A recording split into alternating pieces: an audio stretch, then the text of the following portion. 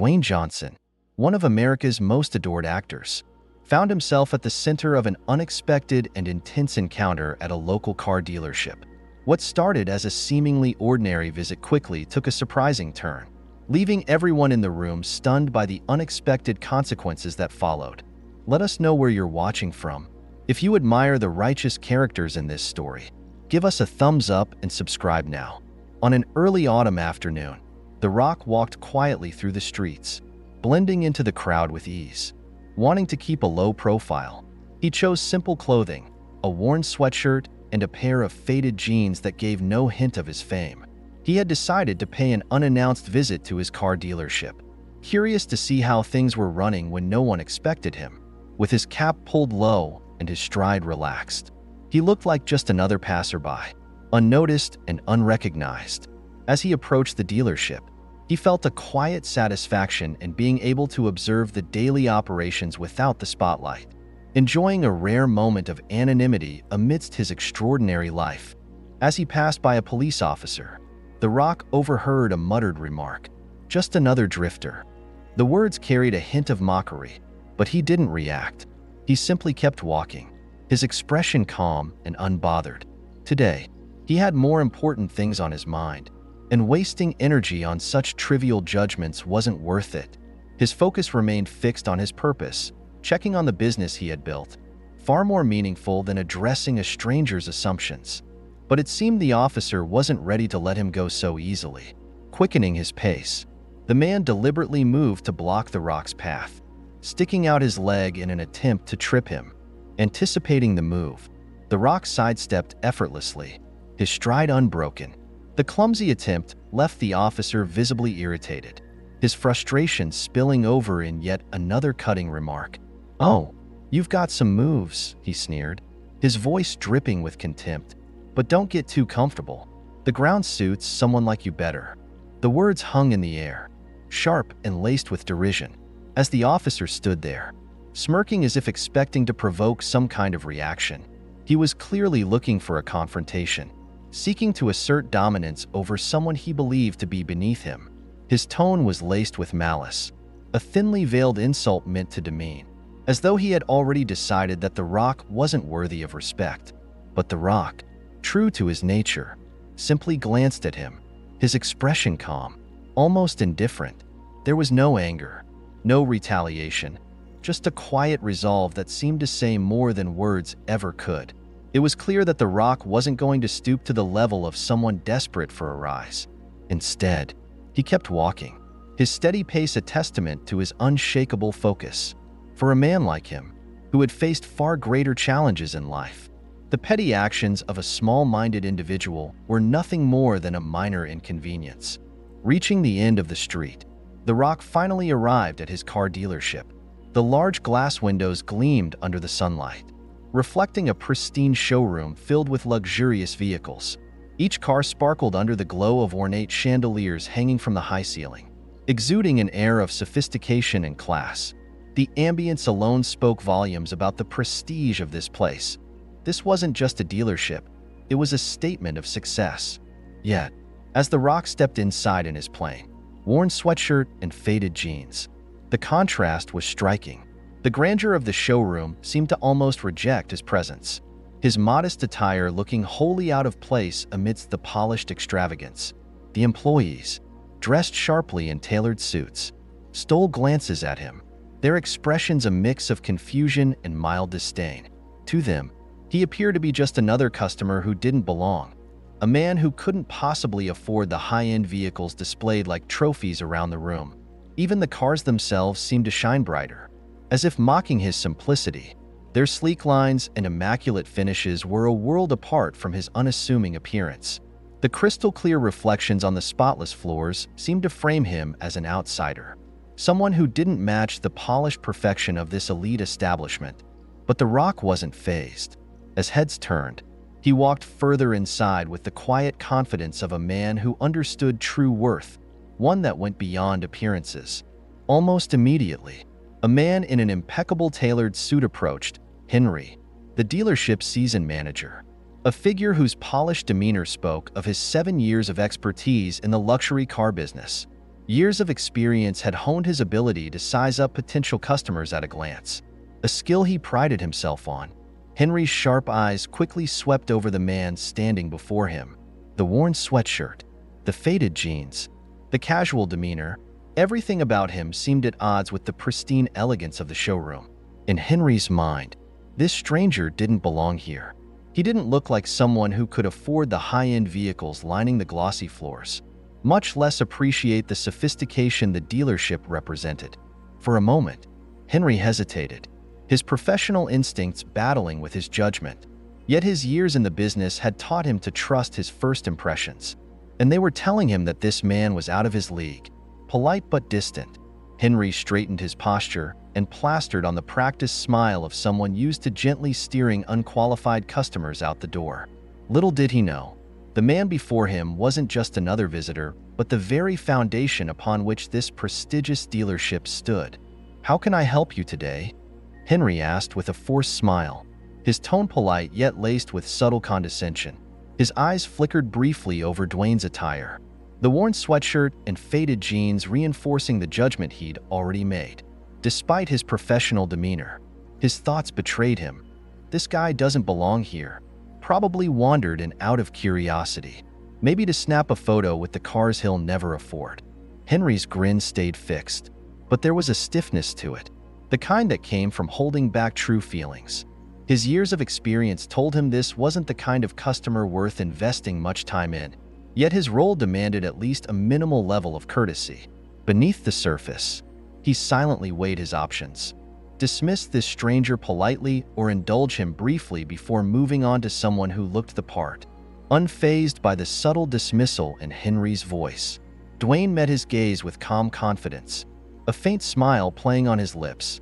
While Henry's words were measured and professional, his body language spoke louder than anything, arms slightly crossed, posture slightly tense, as if already preparing to cut the interaction short.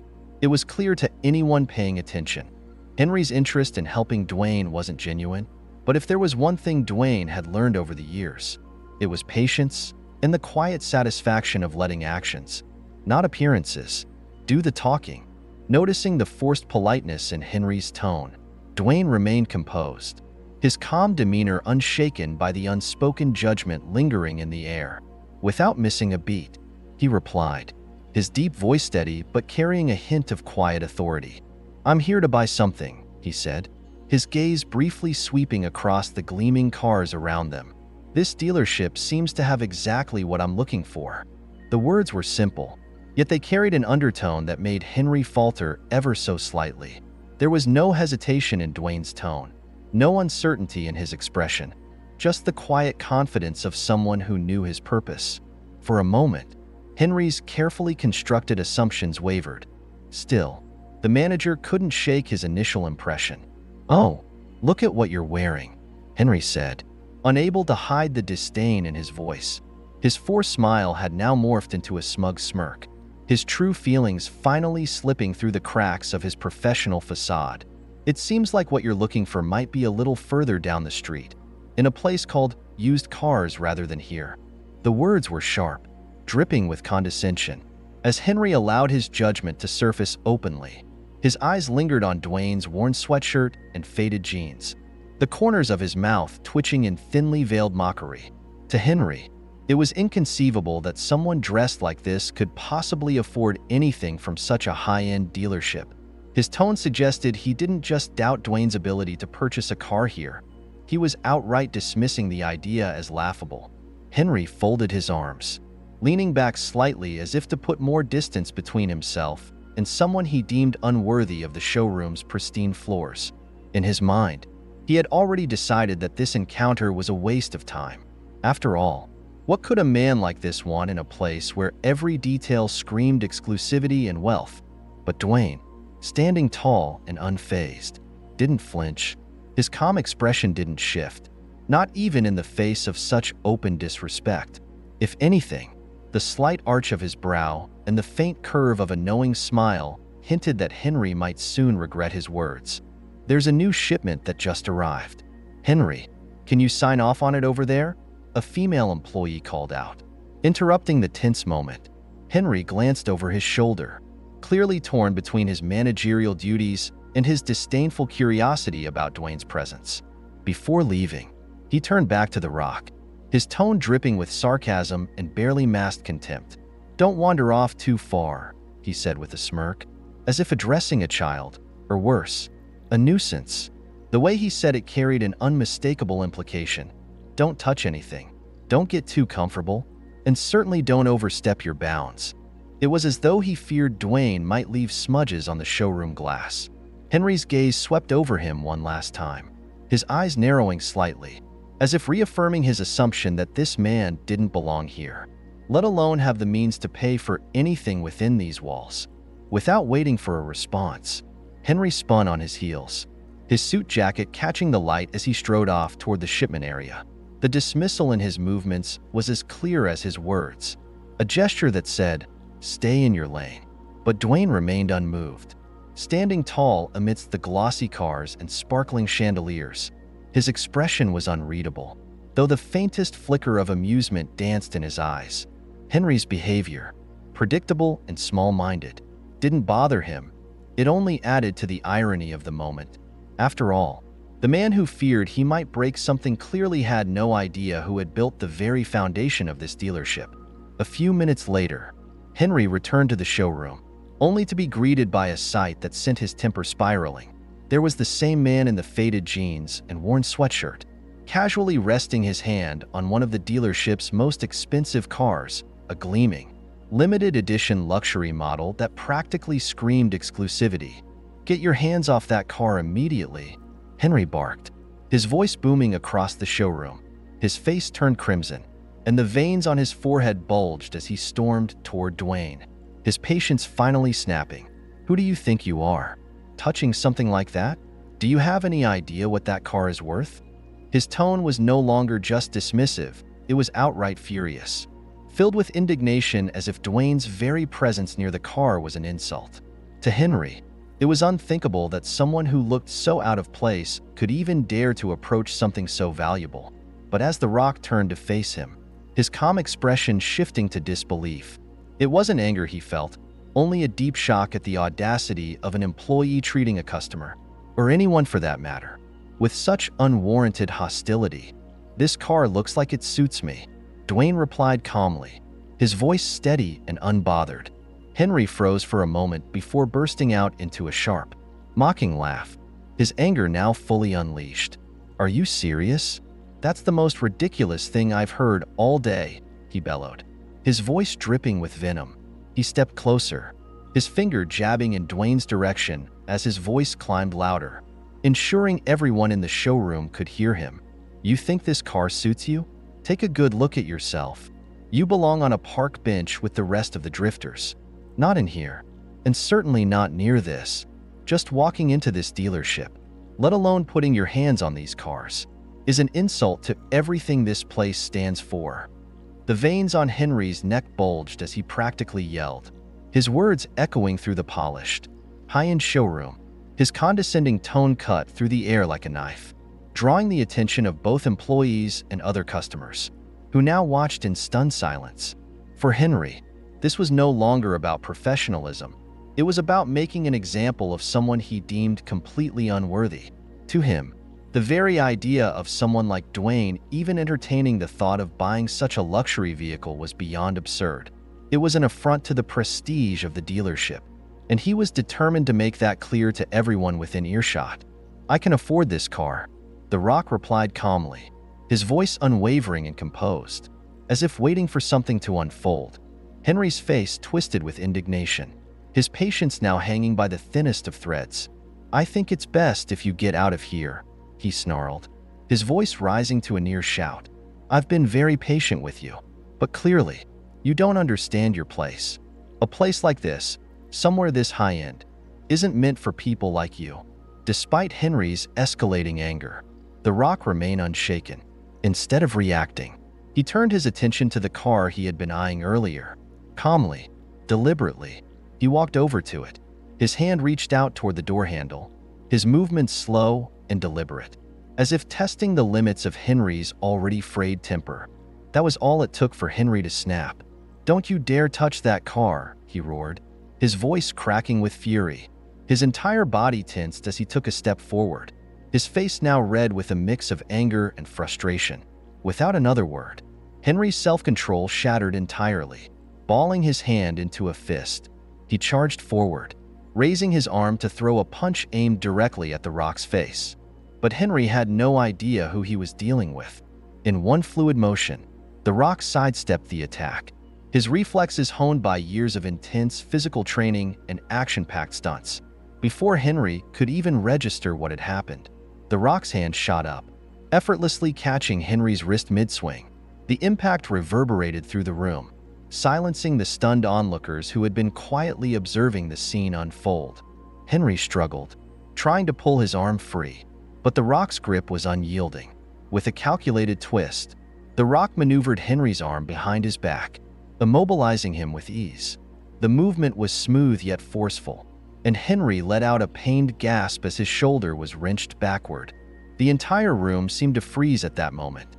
Employees and customers alike stared in shock, their expressions a mix of disbelief and fear. The polished showroom, with its glimmering cars and elegant decor, had suddenly transformed into the backdrop for a scene straight out of an action movie. The Rock leaned in slightly, his voice calm but carrying an unmistakable edge of authority. "I wouldn't do that again if I were you," he said, his words low and deliberate. His steady tone contrasted sharply with the chaos that had just erupted, commanding attention and respect without raising his voice.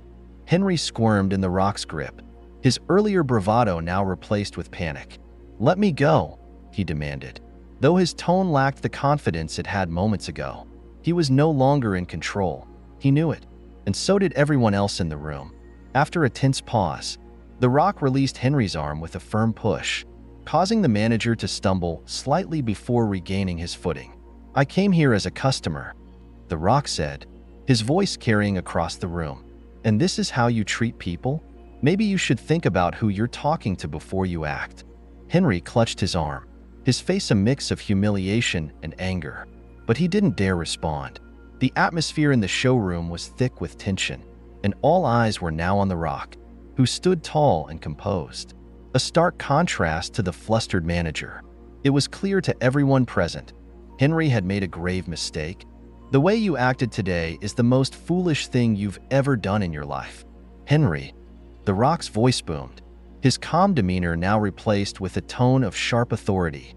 His words cut through the tension like a blade, echoing across the showroom for all to hear.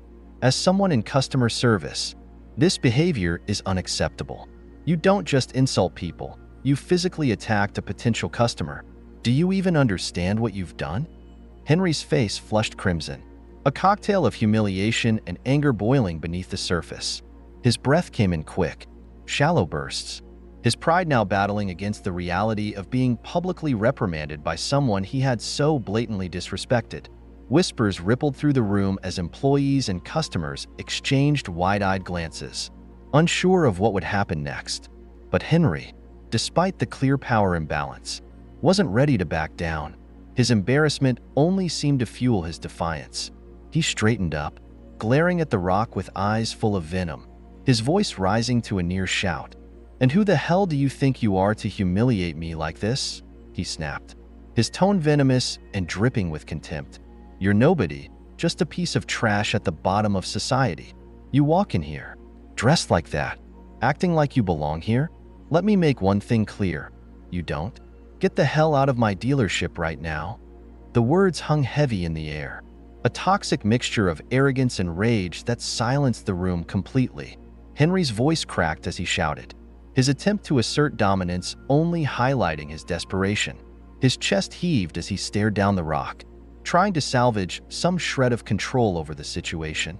The Rock, however, didn't flinch.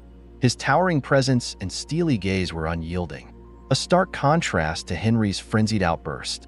Slowly, he stepped forward, closing the gap between them, and the room seemed to shrink under the weight of the moment. "I came here as a customer," the Rock said, his voice low but powerful, each word deliberate and sharp. "I gave you every chance to treat me with respect, and you threw it away. Instead, you chose to insult me." mock me, and even attack me. Do you know what makes someone truly beneath others, Henry? It's not their clothes or where they come from. It's behavior like yours." Henry's face contorted in a mix of fury and shame, but he refused to look away. His pride wouldn't let him, even as he felt the eyes of everyone in the showroom bearing down on him. "Let me tell you something," The Rock continued, his voice rising slightly, commanding the attention of everyone in the room. "You don't own this dealership. You don't own the people who walk in here. And if you think you can treat anyone, like they're less than you, then you're the one who doesn't belong here." For a moment, Henry seemed frozen, his mouth opening and closing as if searching for a response that wouldn't come. His earlier bravado had all but evaporated under the weight of The Rock's words. The silence in the room was deafening, broken only by the faint hum of the showroom lights. Realizing he had no ground left to stand on, Henry turned away, his face still burning with humiliation. The room seemed to exhale collectively, the tension beginning to dissipate. But the lesson hung heavy in the air, a moment no one would soon forget. The muted hum of the showroom was now accompanied by the faint clicks and hums of smartphones being lifted and recording the unfolding drama.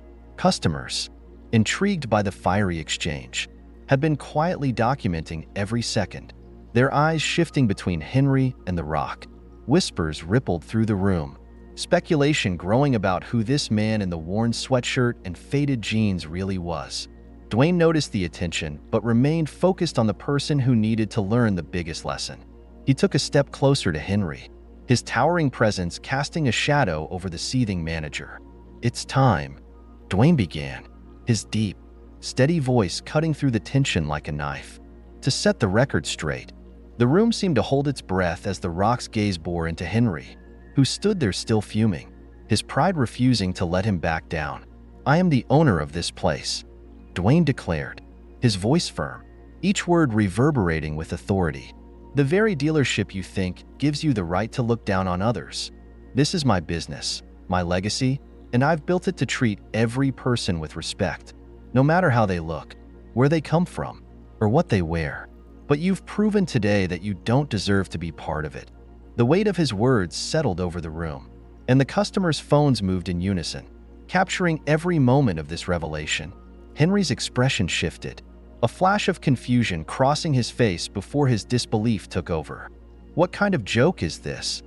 Henry sneered, his voice rising to mask the unease that now gnawed at his confidence. "You? The owner? That's the most ridiculous thing I've ever heard. Do you think someone like me wouldn't know who owns this place? I've worked here for years. You're lying. Stop wasting my time and get out of my sight." Dwayne's face remained calm, though the intensity in his eyes seemed to pierce through Henry's bravado. He reached into his back pocket and pulled out a sleek, leather wallet. Slowly, deliberately, he extracted an ID card and held it up for all to see. The logo of the dealership was printed clearly on the card, accompanied by Dwayne's name, owner and founder. Henry's face tightened in defiance, his voice laced with mockery. "A card? You think waving a card around proves anything? Do you really expect me to believe you're the owner? What kind of joke is this?" Dwayne didn't flinch at the remark. Instead, he calmly pulled his phone out of his pocket. Without saying a word to Henry, he scrolled through his contacts and tapped a number, bringing the phone to his ear. He waited, his expression composed but resolute. "Who are you calling?" Henry sneered, his confidence faltering slightly. "Trying to call for backup? You think that's going to scare me?" Dwayne ignored him as the line connected. A deep, professional voice answered on the other end. "Hello, this is Thomas, head of operations for the dealership group. How can I assist you?" "Hi, Thomas," Dwayne said, his tone calm but firm. "This is Dwayne Johnson. I'm currently at my dealership, the one on 5th Avenue. I'm standing in the showroom, dealing with an interesting situation. Your manager, Henry, doesn't believe I own the place. In fact, he's been insulting and disrespecting me since I walked in." There was a pause on the other end of the line. The silence waited with disbelief. When Thomas finally spoke, his voice was sharp. "He what? Henry did what?" "You heard me," Dwayne replied. "He's gone out of his way to mock me, question my presence here. and now he's flat out denying I'm the owner. I think you should come down here personally, or at least confirm who I am to him before this gets any worse." Henry's smug expression faltered, replaced by a flicker of doubt.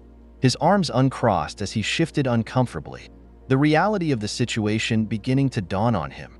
"Dwayne, I'll handle this immediately," Thomas said. "Put him on the phone." Dwayne held the phone out toward Henry. "It's for you," he said simply. Henry hesitated, his confidence unraveling. Slowly, he took the phone, his hand trembling slightly as he pressed it to his ear. Hello?" What followed was a rapid-fire tirade from Thomas, his voice loud enough that even those nearby could hear fragments of the reprimand. Henry's face turned pale as he mumbled responses, his bravado completely shattered.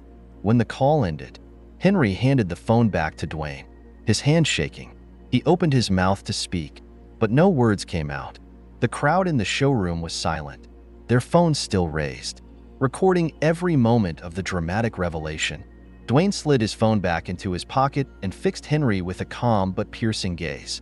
"You've made your position here clear. Henry, pack your things. You're done."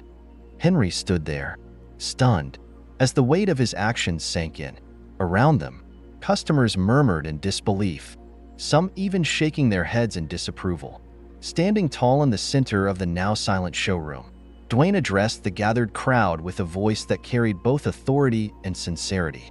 "Ladies and gentlemen," he began, his tone steady but filled with genuine regret. "I want to deeply apologize for the unpleasant experience you've all witnessed today. On behalf of this dealership, I take full responsibility for what has happened here." His words hung in the air for a moment as the customers, some still holding their phones aloft, listened intently. This is not the standard of respect, professionalism, or integrity that this business stands for. What occurred here is unacceptable, and I assure you, steps will be taken to ensure this never happens again. Dwayne's gaze shifted to the raised phones, and his expression softened slightly. "I understand many of you have been recording what happened, and I don't blame you. It's human nature to document moments like this. However, I have a favor to ask. If I may, I'd like to request those videos from you, not to suppress what's happened, but to use them as training material for this team. They will serve as a tool to educate and ensure that all employees understand the importance of treating every person who walks through these doors with dignity and respect." He paused, scanning the crowd, his presence commanding but his tone imploring. "I also kindly ask that you refrain from sharing or distributing these videos publicly. This situation reflects poorly on one individual, not the entire team, and I hope you'll give us the chance to address this internally without further harm to the reputation of the hard-working people who keep this place running." The customers exchanged glances, murmuring softly among themselves. Some nodded in agreement, moved by Dwayne's humility and transparency. Slowly, a few began stepping forward, offering their phones to the staff who had come to assist, while others assured Dwayne they would delete the videos. "Thank you," Dwayne said sincerely, his voice filled with gratitude. "Your understanding and support mean more than I can express. Today has been a lesson, a tough one, but an important one, and I promise you, it will lead to meaningful change."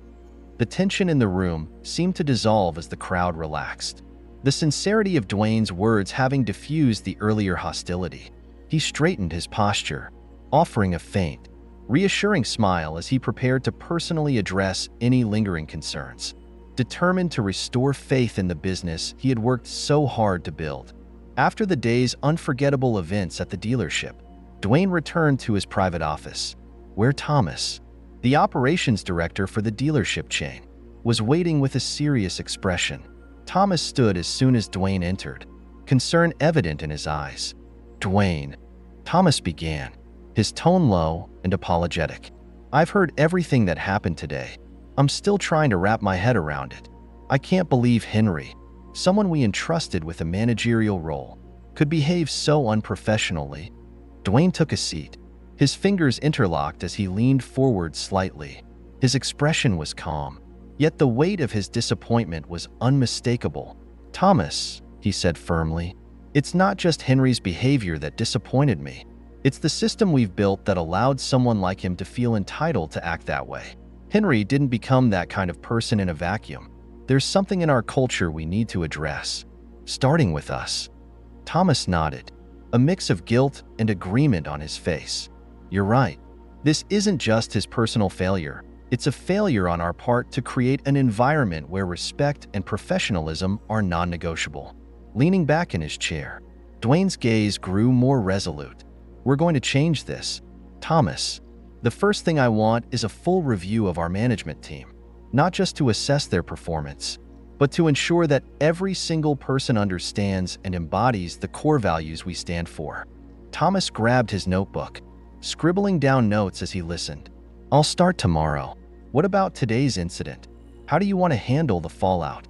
I'm concerned about the videos customers recorded. If they go public, this could get messy. Dwayne gave a faint smile, his confidence unwavering. I've already addressed that. Most of the customers were cooperative when I asked for the videos, and I assured them we'd use the footage for staff training purposes. This is more than damage control. It's an opportunity to prove our commitment to improvement. Thomas let out a sigh of relief, though his worry wasn't completely gone. And Henry? How do you want to handle him? Dwayne paused for a moment, his expression hardening slightly. Henry will no longer work with us, but we'll handle it professionally, follow the proper HR procedures, and make sure he understands exactly why this decision is being made. We don't need any additional drama. Thomas nodded, recognizing the fairness but firmness in Dwayne's approach. I'll take care of it. Dwayne stood, placing a hand on Thomas's shoulder. Thomas, I need you to help me lead this change, not just here, but across the entire organization. We have an opportunity to make things better, and I won't let it slip away. Thomas offered a small but determined smile, inspired by Dwayne's vision. I'll give it everything I've got. Dwayne, this is our chance to show who we really are as a company. The two men exchanged a brief but meaningful look. No more words were needed. The meeting ended, but the resolve to bring about meaningful reform had been firmly set in motion. In the days following the dramatic events at the dealership, Dwayne wasted no time implementing the changes he had promised. The first step was to bring in a new manager, someone capable of embodying the values of respect, professionalism, and customer-centric service that the business had been built upon. After careful deliberation, Thomas introduced Jane, a seasoned professional with over 15 years of experience in managing high-end dealerships and an impeccable track record of customer relations. Jane arrived at the dealership with a calm but commanding presence. Her reputation preceded her, and the employees who had heard about her experience and strict yet fair approach couldn't help but feel a mix of curiosity and apprehension. She was known for transforming underperforming teams into top-tier professionals and had a zero-tolerance policy for disrespectful behavior. On her first day, Jane called for an all-staff meeting in the spacious showroom. The employees, still reeling from Henry's abrupt departure and the lingering tension from Dwayne's visit, gathered hesitantly. Jane stood at the center of the room, her poised demeanor instantly commanding attention. "Good morning, everyone," she began, her voice clear and authoritative but not harsh. "I'm Jane, your new manager. I know the past few days have been difficult and uncertain, but I want to assure you that we're moving forward with purpose and clarity. My job here is simple: to rebuild trust, foster respect, and ensure that this dealership becomes a place where every customer and employee feels valued." The room was silent, her words sinking in. Jane continued, "I've reviewed what happened here recently, and let me be clear, behavior like that will never be tolerated under my watch. If you're here, it means you're ready to be part of a team that prioritizes excellence, not just in sales, but in the way we treat people. If you're not, now's the time to step away." No one moved. The employees, though nervous, seemed to recognize her sincerity and determination. Jane's directness wasn't confrontational, it was empowering. She was offering them a chance to start fresh, but she made it clear that the opportunity came with expectations. The first initiative Jane implemented was a comprehensive training program focused on customer relations. She brought in external trainers who specialized in emotional intelligence, effective communication, and conflict resolution. The sessions included role-playing exercises where employees practiced handling difficult customer interactions, as well as workshops that emphasized the importance of empathy and active listening. Selling a car isn't just about the product, Jane explained during one of the sessions. It's about the experience you create for the customer. They need to feel heard, respected, and valued. That's what makes them come back, and that's what builds our reputation. Jane also introduced a system of accountability. Monthly performance reviews now included metrics for customer feedback, and any complaints were taken seriously, with immediate follow-up and corrective actions. Employees who excelled in providing exceptional service were publicly acknowledged and rewarded, creating a culture where kindness and professionalism were celebrated. Understanding that the team's morale had been shaken by recent events, Jane made a point to foster a sense of unity and purpose among the staff. She held weekly team meetings where employees could voice their concerns and share ideas. These meetings weren't just about business metrics. They were opportunities for the team to bond and align on shared goals. One such meeting stood out. Jane invited the team to discuss what they thought made a great customer experience. At first, the employees were hesitant, but as Jane encouraged them to share their thoughts, the conversation grew lively. Ideas ranged from small gestures, like offering refreshments to customers, to larger initiatives, like hosting community events at the dealership. These are great ideas, Jane said, smiling, and it's proof that every one of you has the ability to contribute to something bigger than just selling cars. You're building relationships. Let's make those relationships unforgettable for all the right reasons. Jane wasn't just a manager who issued directives from behind a desk. She was hands-on, often walking the showroom floor to observe interactions and offer guidance. When she noticed an employee struggling with a customer, she would step in, not to take over, but to demonstrate how to handle the situation effectively. One memorable moment came when a young salesperson, Alex, was dealing with a particularly difficult customer who was upset about pricing. Jane watched for a moment before stepping forward. "May I?" she asked Alex, who nodded gratefully. Turning to the customer, Jane listened intently, nodding occasionally to show she understood their concerns. When the customer finished, she responded with empathy and clarity, addressing their issues while maintaining the dealership's policies. By the end of the conversation, the customer was visibly calmer and even smiled as they thanked her. Afterward, Jane turned to Alex. "Did you see what I did there?" she asked. "It's not about winning the argument. It's about showing them that you care and working together to find a solution." Alex nodded, clearly inspired. Moments like these reinforced Jane's reputation as a leader who not only demanded excellence but also equipped her team to achieve it. Within weeks, the dealership's atmosphere began to change. Employees who had once been indifferent or even dismissive toward customers were now more attentive and engaged. Customers noticed the difference, often leaving positive reviews and praising the staff's friendliness and professionalism. One loyal customer, Mrs. Patterson, who had been coming to the dealership for years, remarked to Jane, "I don't know what you've done here, but it feels like a completely different place. Everyone is so kind and helpful now. It's a pleasure to visit."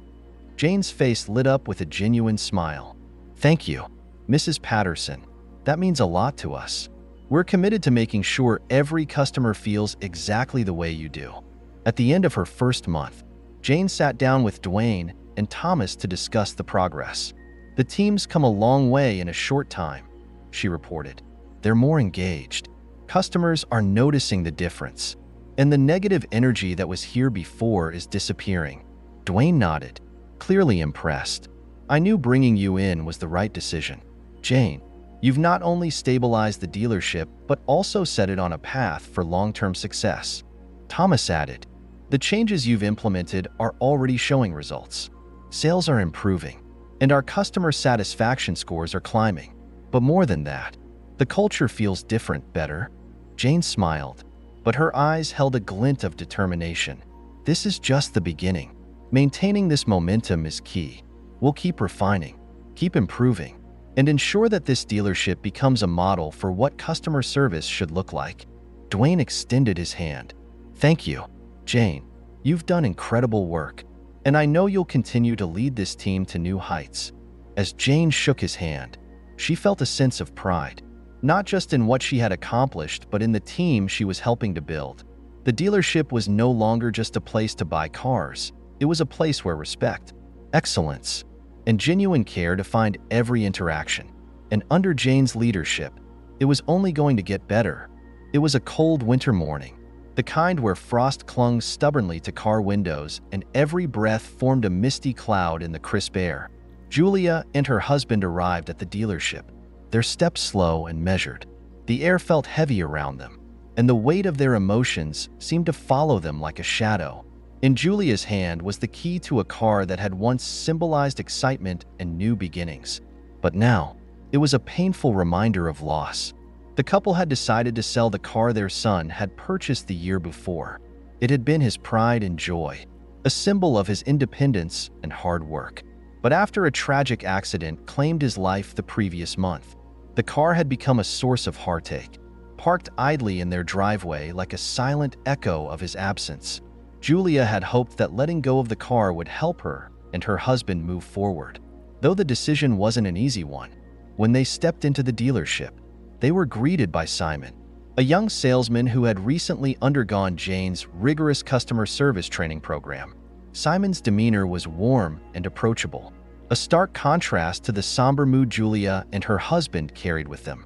He noticed the way Julia held her husband's arm for support and the way their eyes darted around the room, as though they were bracing themselves for a difficult task. "Good morning," Simon said, offering a gentle smile. "Welcome to our dealership. My name is Simon. How can I assist you today?" Julia hesitated, her voice catching in her throat. Her husband gave her a reassuring squeeze on the arm, and she finally spoke. "We're here to sell our son's car," she said softly. He passed away recently, and we just can't bear to keep it any longer." Her voice cracked at the end, and Simon could see the tears brimming in her eyes. Simon's expression shifted immediately. The professional politeness gave way to genuine empathy as he nodded, taking a step closer. "I'm so sorry for your loss," he said sincerely. "I can't imagine how difficult this must be for you.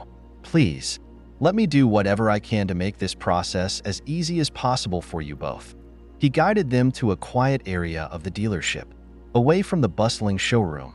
Simon offered them seats and fetched a glass of water for Julia, sensing she needed a moment to compose herself. Once they were settled, he sat across from them and leaned forward slightly, his posture open and attentive. "Can you tell me a little about the car?" he asked gently, careful not to rush them. Julia's husband took out the documents they had brought with them and placed them on the table. "It's a sedan," her husband began, his voice steady but heavy with emotion. "Our son bought it last year.